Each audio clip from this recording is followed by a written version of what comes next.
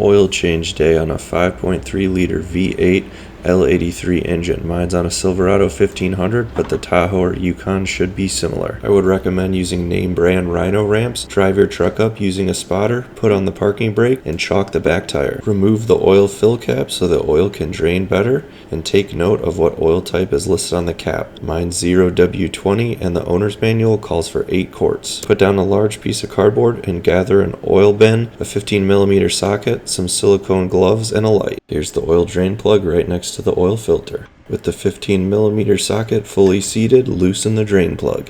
In theory, it should just be barely tighter than hand tight, and once it's loosened, you can unscrew it by hand. I was using upward pressure with my middle finger and working fast to minimize the mess. As you can see, the oil on these drain pretty much straight down, and you'll want to make sure your oil container is capable of at least 8 quarts. When the oil flow becomes a trickle, I like to reinstall the drain plug to make the next step easier.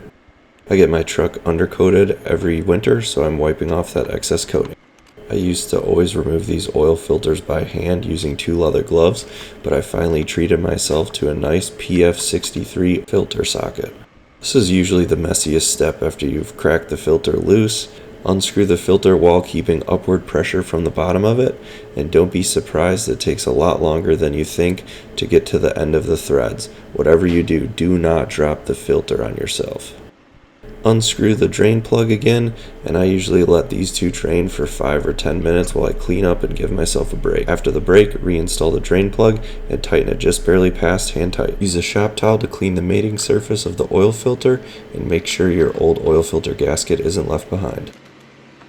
I only use OEM ACDelco PF63 oil filters that came on the truck originally, and I've successfully used them for 8 years without issues. Similarly, I've had good luck with the Costco powered full synthetic. Fill the oil filter up about 80% full and wet the gasket. Reinstall, and remember the bottom of the filter is ever so slightly angled more towards the front of the truck than the back. As soon as you feel the top of the gasket contact the mating surface, you're going to go 1 full turn beyond that and no tighter. You can do this by making note of the orientation of the label on the filter or a landmark on the bottom of your filter wrench. The end goal is to be a smidge past hand tight without cranking the filter on there. Since the filter and the plug are back in, we can start refilling. I like to put about a quart in before checking that I didn't forget anything. Barring any catastrophic leaks, I like to put about 7.5 quarts in first and then check the oil level to make sure I fully drained it. Yeah, I totally meant to run over that chalk. Keep an eye on the oil pressure gauge following an oil change. The reason I like to only initially fill with 7.5 quarts is because it's a lot easier to add a little extra oil than it is to remove oil if you overfill the truck. After the 7.5 quarts, the oil level was a little low and only at the first dot on the hash marks. After adding the last half quart, the oil is exactly where we want it to be, just barely below the top of the hash mark on the second dot.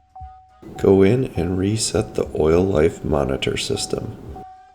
If you found this video informative, please consider subscribing to the channel. Last but not least, don't forget to record your maintenance in the owner's manual so you can tell Facebook Marketplace how meticulously maintained your truck is.